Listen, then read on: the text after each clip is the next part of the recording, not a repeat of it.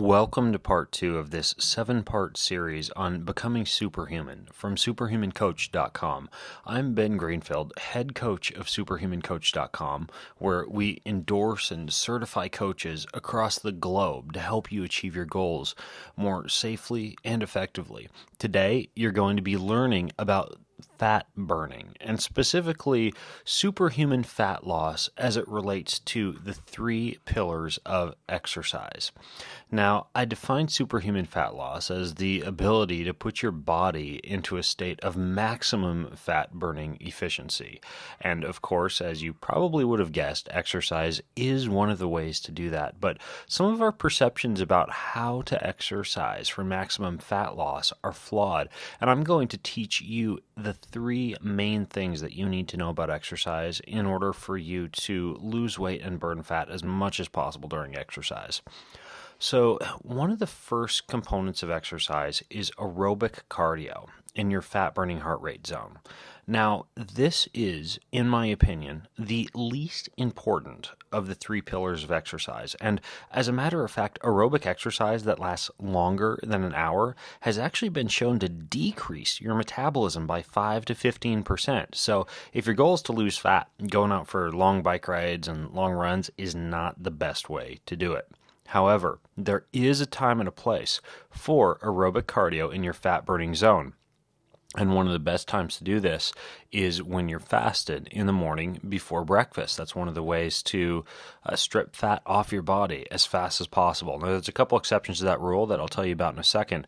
But first, let's talk about how to actually determine your fat-burning zone.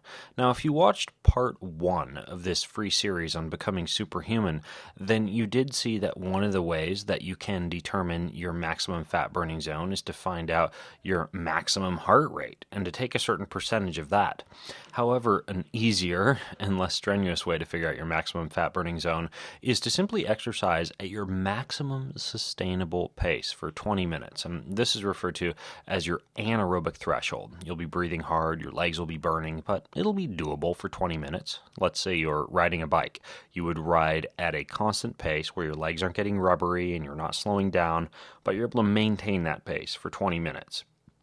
Now, you'll need a heart rate monitor as you do this because you want to find out what your average heart rate during that entire 20 minutes actually was.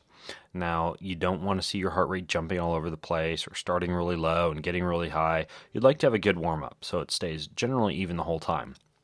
Once you've found out that anaerobic threshold, that AT, from there, you subtract 20 beats. So let's say you can exercise at your maximum sustainable pace while riding a bicycle at 165 beats per minute. Well, you would subtract 20 beats from that, and you're going to come up with 145 beats per minute.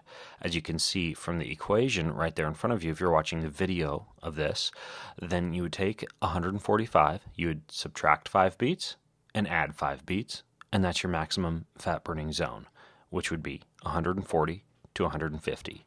And this would mean that when you're doing your fat-burning cardio, you would want to be wearing a heart rate monitor, taking your heart rate, or holding onto the grips of the heart rate monitor at the gym, and you would want to be at 140 to 150 beats per minute.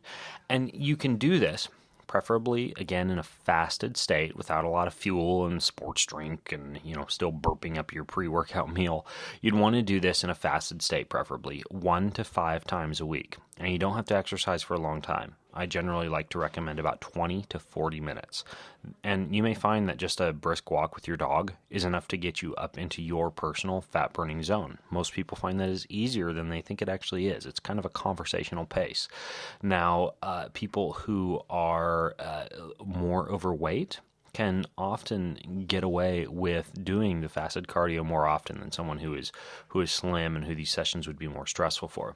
One very important caveat, and this is something that I instruct all of our coaches who are part of the Superhuman Coach Network, is that if you're 30 plus pounds overweight, or you're what would be considered obese, and you haven't been exercising, we like to limit the amount of cortisol that your body is exposed to and give your body a chance to basically shut down a lot of the inflammation and a lot of the hormonal imbalances that can happen when you're 30 plus pounds overweight or obese. So generally, we leave fasted fat-burning cardio out of the equation for the first 6 to 8 weeks. And then after 6 to 8 weeks, we begin to introduce that. But that's after the other two pillars of exercise have been used. And this next one is cardiovascular intervals.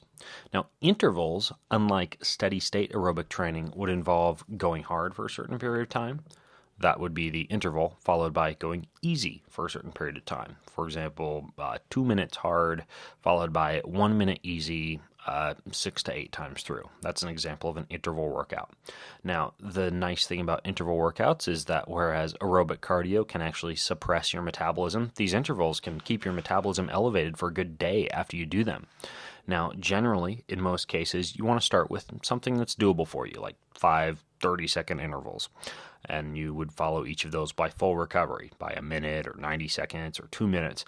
And you would gradually progress to longer intervals that might not be done at quite as high of an intensity, but that definitely last longer. So, 6 weeks after those 30-second sessions, you might be up to doing 5-minute long intervals that may not be quite as hard as the 30-second intervals, but you're doing 5 to 6 5-minute intervals. So you start hard and short, you progress to moderate and long. And generally, cardiovascular intervals, when you're trying to lose fat, work really well doing them about 2 to 3 times a week. And that would depend on your goals and the amount of time that you have available. But usually you do not want to do these in a fasted state. You got to go hard when you're doing these intervals, and it's very, very difficult, we've found, for people to get up to as high of an intensity as is required to get good results from a cardiovascular interval and be in a state of caloric depletion, meaning like rolling out of bed and doing something like this. So this would be something you'd preferably do in the afternoon or the evening when your body's temperature is highest and your ability to recover is greatest. And you can technically do a fasted state interval workout if you're really trying to avoid going any longer than 20 minutes. That's super important. It's just that by the time you start the workout and finish the workout, a lot of people have trouble just doing a 20-minute interval workout in that fasted state. But if you had to, you get away with 20 minutes. And it doesn't take much. You can, and research has shown this, get results with 3 very short interval sessions of 2 to 10 minutes, as long as you're going hard. Of course, the issue is a lot of folks don't go hard enough during cardiovascular intervals, and you do have to really be sucking air. I mean, these are tough efforts that you do at a hard pace. But we actually teach all of our coaches a specific range of cardiovascular intervals and have several interval workouts available to them that are what we would consider to be the most effective for fat burning and boosting the metabolism. And then the final pillar of exercise would be weight training. Now, weight training blows aerobics out of the water when it comes to the hormonal fat-burning response, meaning boosting your testosterone, boosting your growth hormone, introducing into your body all of these hormones that are responsible for burning fat very, very quickly. Now, if you are watching this and you're very overweight, then you may find that it's more comfortable for you compared to free weights or body weight for you to start by simply going to the gym and using machines, or going to the sporting goods store, getting cables or elastic bands and bringing them home. And if you're working with one of our coaches within the network, they'll be able to give you workouts that you can do using cables and bands without having to go to a gym. Or if you've got access to a gym, introduce you to a workout that would allow you to simply do like a machine-based exercise circuit. Now, if you're not very overweight and you're comfortable with weight training, you can start with free weights. You can do some body weight exercise. You can mix in some cables. But what I recommend is that you constantly be changing up exercise. And when you're trying to increase muscle, the best bet is to be doing the same workouts over and over again when it comes to weight training. But when you're trying to burn fat, you want to switch things up as much as possible. Now, generally, in terms of weight training for fat loss, 2 to 4 times a week works really well. And similar to intervals, it's tough to weight train with much efficiency or intensity if you're in a fasted state. And when I say fasted, I mean you haven't eaten for like 12 hours. Like you ate dinner at 7 p.m., you didn't eat anything until bed, it's 8 a.m. in the morning, and you're headed to the gym. Not a good plan in terms of getting as much as possible out of that weight training workout. In terms of the best type of sets and reps for fat loss, about 3 to 5 sets of 12 to 20 reps done as a circuit works really well, meaning you start at the first exercise and you do 1 set of it, then you move on to the next exercise, you do 1 set of it, and you go from exercise to exercise until you've worked your full body, doing 12 to 20 reps for each exercise. Then you go back around to the beginning and start again. And you do that 3 to 5 times through with minimal rest. The other type of session that works really well, and there was actually a cool research study done at the University of California on this, and it found a really good response in fat loss, is to do your exercises one by one, but every time you finish a set of an exercise, you do a quick burst of cardio, like jumping rope or jumping jacks or something like that, or even hopping on a treadmill or a bicycle. But basically, you're doing cardio bursts after each of the weight training sets that you do, and that works really, really well. So those are the 3 pillars of fat loss. That would be the aerobic cardio in your fat burning zone, preferably fasted, your cardiovascular intervals, and your weight training. So a sample week of fat loss might look something like this.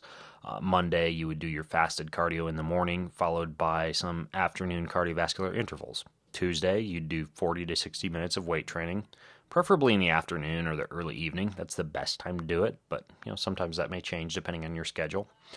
Wednesday, you would again do your fasted morning cardio, but rather than doing intervals in the afternoon, to switch things up and keep your body guessing and kind of keep you from getting bored and getting into a rut, we like to allow for something flexible. Yoga, sports, maybe some volleyball or basketball or tennis or something you enjoy. Even doing something with your kids or your family if that's the case for you. Thursday, the same as Tuesday with weight training. Friday would be very similar to Monday, your fasted morning cardio and then your interval cardio in the afternoon. And then Saturday, really to maximize fat loss, you do have to have one day where you've got some kind of a challenge, throwing a bunch of curveballs at your body. Examples of that would be like back-to-back classes at the gym, or picking up a new sport and literally playing it for a while, walking 18 holes of golf, doing things that you're metabolically inefficient at and that your body has to burn a higher number of calories to do. So throwing new things at your body, super useful. And that, that could include things like going on a hike.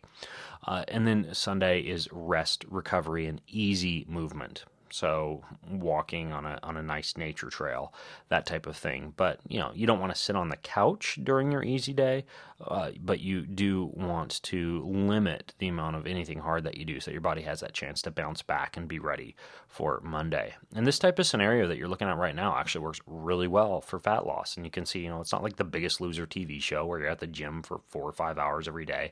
This is pretty doable. This requires about an hour or so of your time each day and then a little extra on one of your weekend days.